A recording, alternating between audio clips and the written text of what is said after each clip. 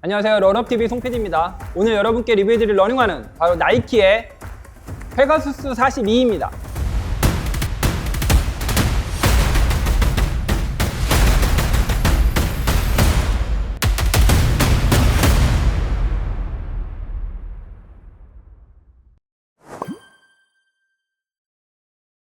(1982년에) 첫 선을 보인 나이키의 페가수스는 나이키의 러닝화 라인업 중에 가장 오래된 역사를 자랑하는 프랜차이즈입니다. 자그마치 지난 44년간 나이키를 대표하는 데일리 트레이너로서의 역할을 수행해오고 있는 모델이기도 합니다. 파워풀 워커호스, 이 단어가 바로 페가수스를 가장 잘 대변해주는 워딩인데요. 즉, 지치지 않는 강력함을 가지고 있는 전천후 데일리 트레이너다. 바로 이 페가수스 41을 뜻하는 단어이기도 합니다. 사실 모델이 너무 오래되다 보니까 업그레이드가 돼서 출시를 해도 사람들이 그닥 그렇게 관심을 안 갖는 모델이기도 하거든요.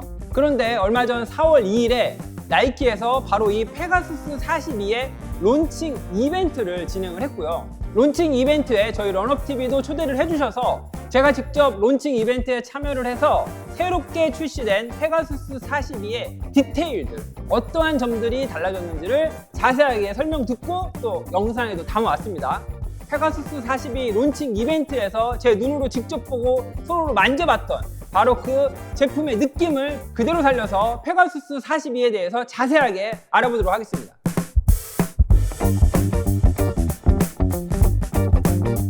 페가수스 42의 미드솔에는 바로 나이키의 리액트 X폼이 적용이 되어져 있는데요. 이 리액트 X폼은 사실 2023년 7월에 개발된 폼으로 개발된 지 조금 됐어요. 하지만 당시 리액트 X폼을 출시할 때 기존 리액트 폼보다 탄소의 배출량을 43% 절감하도록 설계되었다. 그리고 반발력이 13% 개선되었다라고 밝혔던 바로 그 미드솔 폼이 이 리액트 X폼입니다. 이 리액트 X폼을 출시할 때 나이키가 강조했던 포인트가 있는데, 리액트 X폼은 컴프레션 몰딩 방식이 아니라 인젝션 프로세스를 통해서 사출 성형이죠.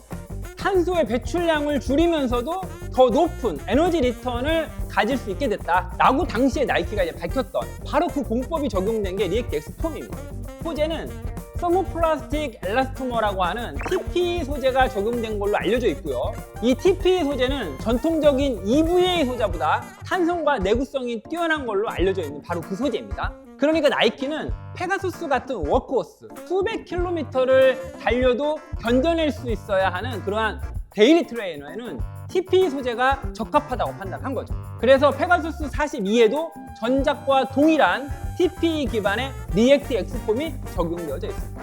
다음은 미드솔의 높이 살펴보도록 하겠습니다. 가장 높은 리어프 쪽의 높이가 37mm, 그리고 포어프 쪽은 27mm, 그래서 오프셋은 10mm입니다. 페가수스 41의 미드솔의 높이도 가장 높은 리어프 쪽의 높이가 37mm, 그리고 포어프 쪽은 27mm, 그래서 오프셋은 10mm였습니다. 다음은 페가수스 41로 업그레이드 되면서 나이키가 가장 심혈을 기울인 바로 에어줌 유닛에 대한 부분입니다. 전작인 이 페가수스 41에는요, 포어프 쪽 아래에 하나, 그리고 리어프 쪽 아래에 하나, 이렇게 두 개의 에어줌 유닛이 이 미드솔 위쪽에 삽입이 되어져 있었는데요. 이번에 페가수스 41로 업그레이드 되면서는 풀랭스 커브드 에어줌 유닛이 삽입되어져 있다라고 이번에 나이키에서 밝혔습니다. 이 풀랭스 커브드 에어줌 유닛은 이 신발 외관으로 알아볼 수가 없거든요. 에어줌 유닛이 삽입되어 있는지 그렇지 않은지를 알 수가 없어요. 그런데 제가 지난 4월 2일 페가수스 42의 론칭 현장에서 영상에 아주 제대로 담아왔습니다. 제가 커브드된 풀랭스 에어줌 유닛을 보진 못했고요. 준비된 건 플랫한 에어줌 유닛을 저희들한테 보여줬는데, 브랜드에서 설명하기로는 실제 신발에 들어가기 전에는 열과 압력으로 성형을 해서 앞쪽으로 커브드된 그러한 곡률이 적용되어져 있는 에어줌 유닛이 미드솔 상단에 삽입이 된다, 이렇게 이제 설명을 해줬습니다. 이러한 커브드된 플랭스 에어줌 유닛을 통해서 15에서 20% 정도의 에너지 리턴을 더 향상시킬 수가 있었다라고 이제 나이키가 밝히고 있고요. 그리고 또 한 가지 이 에어줌 유닛과 관련해서 나이키가 강조한 점이 있는데, 러너의 체중에 따라 느끼는 쿠셔닝의 강도를 최적화하기 위해서 사이즈별로 에어줌 유닛의 두께와 압력을 다르게 세팅했다고 밝히고 있어요. 즉, 남자 사이즈 기준 250mm 이하는 에어줌 유닛의 두께가 4.5mm에 압력은 15psi로 세팅을 하고요. 대신 남자 사이즈 기준 255mm부터 285mm까지는 압력은 15psi로 동일한데 두께를 6.5mm로 더 높였다고 얘기를 하고 있습니다. 그리고 남자 사이즈 290mm 이상의 사이즈에서는 에어줌 유닛의 두께가 285mm와 동일하게 6.5mm로 같지만 에어줌 유닛의 압력을 20psi로 높여서 체중이 올라갔을 때 그 체중에 맞게 쿠셔닝의 강도도 더 증대되는 굉장히 디테일하게 에어줌 유닛을 적용했다고 브랜드에서 밝히고 있습니다. 다음으로 페가수스 42의 미드솔에 있어서 전작과 달라진 점이 있는데, 첫 번째는 로커 지아미트리에 발가락 쪽으로 올라가는 이 곡률을 전작보다 조금 더 가파르게 설계를 해서 발가락 아래쪽에 쌓이는 미드솔의 높이를 3mm 높였다라고 이제 브랜드에서 밝히고 있어요. 그렇기 때문에 발가락 아래쪽에 더 많은 쿠셔닝이 느껴지는 특징이 첫 번째. 두 번째는 곡률이 더 가파라졌기 때문에 토어프할 때 효율이 높아졌다는 점. 이 점 두 가지가 전작에 비해서 나아진 점이라고 브랜드에서 얘기하고 있습니다. 그리고 라스트가 변경되면서 바로 이 발가락 끝쪽, 토박스 안쪽에 조금 더 여유가 생겼다.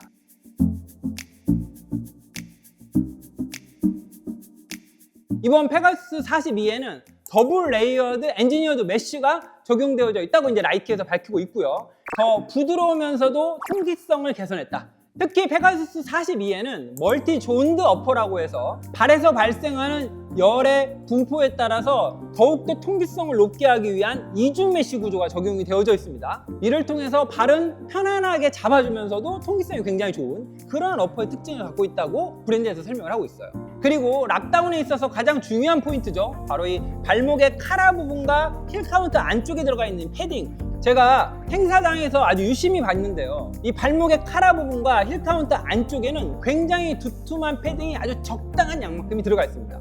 발목 카라의 높이도 아주 적당해요. 그래서 복숭아뼈를 치는 일이 전혀 없다. 그리고 또 한 가지, 수백 킬로미터를 달려야 하는 파워풀한 워크호스로서의 특징. 바로 이 발 뒤꿈치뼈를 꽉 잡아줄 수 있도록 하드한 보형물이 바로 이 힐 카운트 안쪽에 삽입이 되어져 있습니다. 그래서 여러분들이 보시는 것보다 더 이 힐 카운트 부분이 단단해요. 소리 들리시죠? 아주 굉장히 단단한 보형물이 이 뒤꿈치를 아주 꽉 잡아주는 그런 구조를 갖고 있기 때문에 데일리 트레이너로서는 아주 손색이 없는 그런 구조적인 설계를 가지고 있습니다.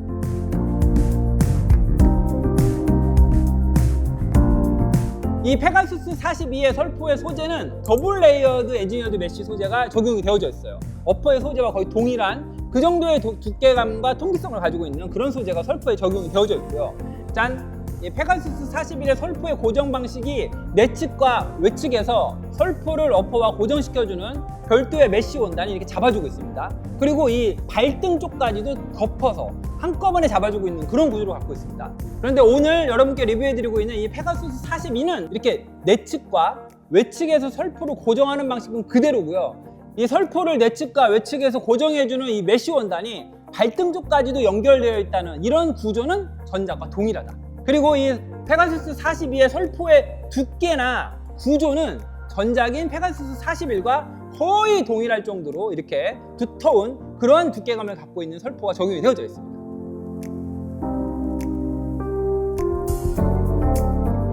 그 다음에 화면 좌측에 보고 계시는 게 페가수스 42의 조금 더 모더나이즈된 와플 모양입니다.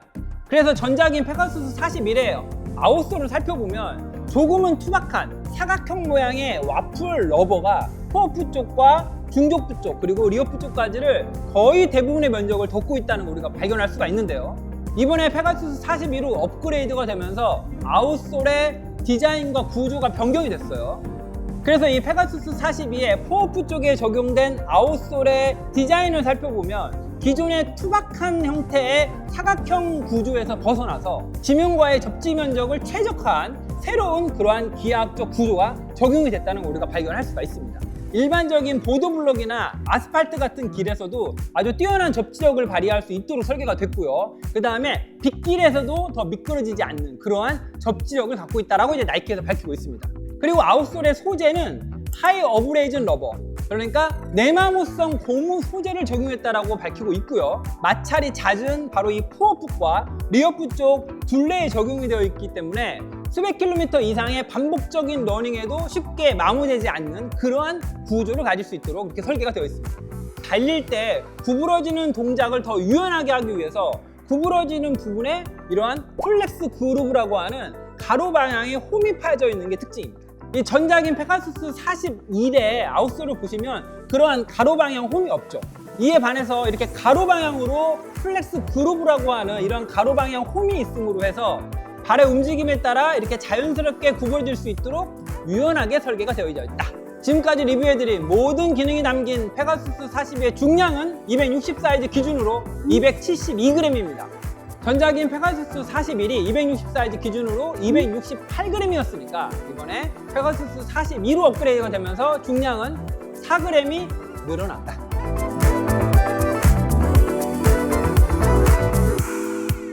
일단 저는 지난 4월 2일 페가수스 42 론칭 현장에서 이제 이 제품을 받았고요. 받자마자 이제 신고 행사장이 있었던 청담동부터 한강까지 해서 쭉 돌아서 6km를 달렸었고요. 이 어퍼의 착화감은 론칭 행사장에서 받자마자 바로 느껴봤는데요. 전작인 페가수스 41과 제가 느끼기에는 거의 비슷한 정도의 편안한 그러한 어퍼의 착화감을 갖고 있더라고요. 그래서 슈레이스를 묶자마자 어퍼가 편안하다 라고 바로 느꼈고 6km 뛰고 오는 동안에 어퍼에 있어서는 거슬리는 부분이 하나도 없었습니다. 제가 따로 또 날을 잡아가지고 여의도 공원에 가지고 나갔죠. 그리고 다시 한번 신어봤어요. 테스트하는 장소까지 한 10분 정도 천천히 걸어가면서 어퍼의 착화감을 느껴봤는데 역시나 4월 2일에 신었을 때나 다시 한번 테스트를 했을 때나 어퍼는 굉장히 편안하고 좋았습니다. 신발의 발등의 높이가 낮은 신발을 발등의 높이가 높은 러너가 신게 되잖아요. 그러면 설포가 이렇게 위로 올라오게 되면서 이 아일릿 구멍 맨 마지막 구멍이 있는 이 상단 부분이 이렇게 약간 벌어지는 듯한 그런 느낌을 느끼게 되거든요. 물론 슈레이스를 강하게 묶지 않으면 편하게 느껴지긴 해요. 그러니까 모를 수도 있어요. 그런데 이 나이키 페가수스 42 같은 경우에는 제가 신었을 때 편하게 느꼈다는 건 제가 위로 올릴 때 슈레이스의 맨 마지막 부분은 조금 더 느슨하게 풀었기 때문이라고 저는 생각합니다. 다시 말하면 이 페가수스 42의 발등의 높이는 제가 직전에 리뷰를 해드렸던 아디다스의 슈퍼노바 라이즈 3에 비해서는 발등의 높이가 낮다 라는 걸 제가 신어보고 바로 발견할 수가 있었습니다. 그리고 또 한 가지 이 발목을 두르고 있는 이 카라 부분과 힐 카운트 안쪽에 들어가 있는 이 패딩이 굉장히 편해요. 발목을 아주 꽉 잘 잡아줘서 일체감이 굉장히 뛰어나다 이런 특징을 갖고 있습니다. 이 부분은 전작인 페가수스 41과 번갈아 가면서 신어봤을 때에도 굉장히 유사하다는 점을 제가 확인할 수가 있었습니다. 그런데 실제 신고 6분 20초부터 10초씩 당겨가면서 4분 40초까지 달려봤는데 이 신발의 중량이 실제는 260 사이즈 기준으로 272g이었음에도 불구하고 실제 달렸을 때 체감 중량은 한 250g대 정도로 아주 가볍게 느껴졌습니다. 이 부분이 굉장히 특징적이었고요. 그 다음에 이 주행질감에 있어서 여러분들이 가장 궁금해하시는 게 바로 이 미드솔 상단부에 삽입되어져 있는 풀랭스 커버드 에어줌 유닛이잖아요. 그런데 솔직하게 말씀드리면 이 에어줌 유닛이 발바닥 아래에 있기 때문에 달릴 때 조금 더 충격을 흡수하는 듯한 그런 푹신한 감이 아주 약간 있긴 있습니다. 그런데 반발력이 15에서 20% 정도 개선됐다라고 하는 나이키의 그 발표에는 실제 체감상으로 느끼기는 좀 어렵다. 이 부분은 전작인 페가수스 41에서는 푸어프 쪽에 에어줌 유닛이 하나가 들어가 있고 리어프 쪽에 에어줌 유닛이 하나가 들어가 있어서 그냥 충격을 흡수해주는 쿠션감이 발바닥 앞쪽과 뒤꿈치 쪽에 조금 더 푹신한 감이 느껴지네 정도였다고 하면 이번에는 풀랭스잖아요. 그러니까 발바닥 전체 부분에 해당하는 면적에 에어줌 유닛이 삽입이 되어 있음에도 불구하고 반발력에 있어서 조금 더 반발력이 개선된 것 같은 느낌은 받긴 어렵다. 그 다음에 이제 또 주행 질감에 있어서 이 리액트 엑스폼의 느낌이 또 여러분들 굉장히 궁금해 하실 거 아니에요? 이 리액트 엑스폼은 사실 출시된 지가 좀 오래됐잖아요. 그래서 테스트를 하기 전에 사실 저에게 선입견이 좀 있습니다. 막상 신고 달려보잖아요. 그러면 굉장히 충격을 잘 흡수해줘요. 그러면서 아주 적당한 쿠션감과 함께 반발력도 잃지 않는. 그래서 진짜 나이키에서 얘기한 오래된 내구성을 가지고 있으면서도 반발력도 잃지 않는 그러한 TPE 소재의 폼이 바로 리액트 엑스폼이다 이렇게 이제 나이키에서 얘기를 하는데 그게 무슨 말인지 알겠더라고요. 뭐라고 흠잡을 데가 없어요, 여러분. 그러니까 충격을 제대로 잘 흡수를 합니다. 천천히 해줄 때, 특히 조깅 페이스로 6분 20초부터 5분 때까지는 정말 그냥 굉장히 편안해요. 어퍼도 편하고 미드솔의 리액트 엑스폼도 정말 흠잡을 데가 없습니다. 그냥 아주 노멀해요. 그래서 입문 러너들에게 있어서는 이만한 러닝화가 또 있을까? 라는 생각이 들 정도로 굉장히 편안한 그러한 미드솔의 착화감을 갖고 있습니다. 하지만 4분대로 딱 들어가잖아요. 그러면 또 이렇게 밀어내주는 그런 느낌은 못 받거든요. 미드솔 상단에는 풀랭스 커브드 에어줌 유닛이 삽입되어 있다고 말씀드렸잖아요. 그런데 이 풀랭스 커브드 에어줌 유닛이 반발력을 도와주는 것까지는 못 느끼겠다라고 말씀드렸는데 실제로 그렇고요. 그 다음에 달릴 때는 오히려 이 리액트 엑스폼의 반발력이 더 느껴지는 그런 느낌을 받았습니다. 그래서 10km를 쭉 테스트를 마친 후에 제가 다시 한번 느꼈습니다. 왜 나이키가 이 파워풀 워크호스라고 하는 전략적 역할을 담당해야 되는 페가수스 42에 새로운 미드솔이 아닌 리액트 엑스폼을 적용했는지를 바로 느낄 수가 있었죠. 수백 킬로미터의 반복된 훈련을 견뎌내면서도 충분한 쿠션감과 어느 정도의 반발력을 갖고 있는 미드솔 폼이 바로 리액트 엑스폼이다. 이렇게 정리를 할 수 있겠고요. 그 다음에 전체 10km를 달릴 때 날씨가 20도 정도 되는 봄 저녁 날씨였는데 달릴 때 이 어퍼가 제가 우려했던 것보다는 보다 더 통기성이 좋더라고요. 이 어퍼의 통기성에 있어서는 정말 한여름에 떼약볕 아래에서 달리는 것만 아니면 어느 정도의 통기성을 확보할 수 있다. 이렇게 정리할 수 있겠습니다. 오늘 리뷰해드린 나이키의 페가수스 42의 가격은 정상 소비자가 기준 16만 9천 원입니다.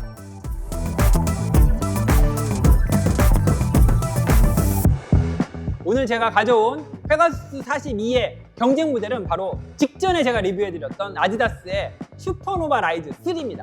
이 두 모델은 너무너무 비슷한 게 많아요, 여러분. 일단 미드솔의 높이부터 살펴볼게요. 나이키의 페가수스 42의 미드솔의 높이는 가장 높은 리어프 쪽의 높이가 37mm, 그리고 포어프 쪽은 27mm, 그래서 오프셋은 10mm입니다. 그런데 아디다스의 데일리 트레이너인 슈퍼노바 라이즈 3의 미드솔의 높이도 가장 높은 리어프 쪽의 높이가 37mm, 그리고 포어프 쪽은 29mm, 그래서 오프셋은 8mm입니다. 그러니까 포어프 쪽의 미드솔의 높이가 슈퍼노바 라이즈 3가 2mm가 더 높은 거죠. 그리고 페가수스 42의 미드솔에는 TPE 기반의 리액트 엑스폼과 함께 풀랭스 커브드 에어줌 유닛이 삽입이 되어져 있고요. 이에 반해서 아디다스의 슈퍼노바 라이즈 3의 미드솔은 페바 기반의 드림 스트라이크 플러스 미드솔이 사용되어 있습니다. 그리고 어퍼의 소재는 완전히 달라요. 그래서 나이키의 페가수스 42의 어퍼는 더블 레이어드 엔지니어드 메쉬 소재가 사용이 되어져 있고요. 굉장히 일반적이죠. 이에 반해서 아디다스의 슈퍼노바 라이즈 3의 어퍼는 프라임 위브 어퍼라고 하는 오븐 어퍼가 적용이 되어져 있습니다. 그리고 오늘의 주인공인 페가수스 42의 중량은 260 사이즈 기준으로 272g, 그리고 아디다스의 슈퍼노바 라이즈 3는 260 사이즈 기준으로 251g. 그래서 아디다스의 슈퍼노바 라이즈 3가 나이키의 페가수스 42보다 21g이 더 가볍다. 마지막으로 가격을 살펴보면요, 나이키의 페가수스 42는 16만 9천 원, 아디다스의 슈퍼노바 라이즈 3는 15만 9천 원입니다. 그리고 여러분, 착화감 얘긴데요, 제가 오른쪽에는 페가수스 42를, 왼쪽에는 슈퍼노바 라이즈 3를 신고 눈을 감고 한 30분 동안 계속 신고 돌아다녀 봤거든요. 어퍼의 편안함에 있어서는 거슬리는 부분이 하나도 없다는 그 포인트에 있어서는 페가수스 42나 슈퍼노바 라이즈 3나 거의 유사했어요.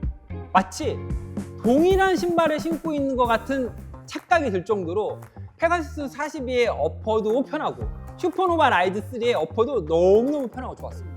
그런데 한 가지 차이점이 있는데요, 페가수스 42의 경우에는 신발의 높이가 약간 낮은 듯하기 때문에 설포를 놓고 슈레이스를 묶으면서 동일한 압박감으로 묶게 된다면 점점 어퍼가 올라오면서 아일릿 맨 마지막 구멍이 있는 쪽에 어퍼가 조금은 벌어져 있는 그러한 형태를 우리가 확인할 수가 있고요. 이에 반해서 슈퍼노바 라이즈 3는 이 페가수스 42에 비해서 발등의 높이가 조금은 높기 때문에 슈레이스를 똑같은 압박감으로 묶으면서 쭉 아일릿의 끝까지 올라와서 슈레이스를 딱 묶어도 어퍼의 끝이 전혀 벌어지지 않고 안정적으로 놓인다. 이러한 설계에 있어서의 차이가 외관상으로는 조금 느껴졌습니다. 하지만 실제 신었을 때의 편안함은 두 신발 모두 거의 비슷하다. 그래서 이 페가수스 42와 슈퍼노바 라이즈 3 둘 중에 어떤 걸 사는 게 좋을까요? 라고 물어보신다면 제가 답해드리기 굉장히 곤란할 것 같아요.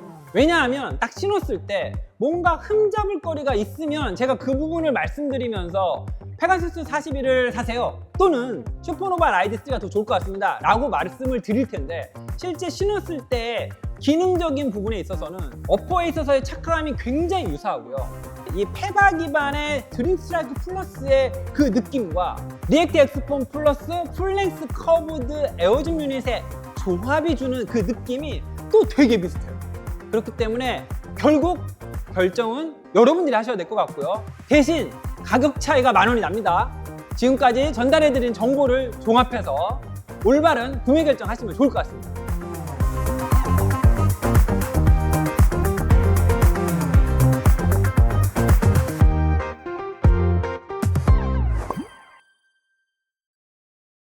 네, 오늘은 이렇게 나이키가 지난 4월 9일에 공식 출시한 페가수스 42에 대해서 자세히 알아보았습니다. 그래서 리스판시브 쿠셔닝에는 이제 페가수스 42라는 모델이 아이콘 모델이 됐고요. 그 위에 페가수스 플러스, 페가수스 프리미엄이 위치를 하게 됐고 중간에 있는 맥시멈 쿠셔닝 카테고리에는 보메로 18, 보메로 플러스, 보메로 프리미엄이 완전한 진용을 갖추게 됐습니다. 이제 마지막 하나 남은 게 서포티브 쿠셔닝의 스트럭처 26 그리고 스트럭처 플러스 그리고 마지막 하나 남아있는 스트럭처 프리미엄까지 출시를 한다고 하면 이제 2024년 11월에 발표한 나이키의 로드 러닝 투데어 라인업이 완전한 모습을 갖추게 되는 거죠. 그래서 나이키의 러닝화 라인업 총정리는 스트럭처 프리미엄이 나오면 그때 한꺼번에 정리해서 올려드리도록 하겠습니다.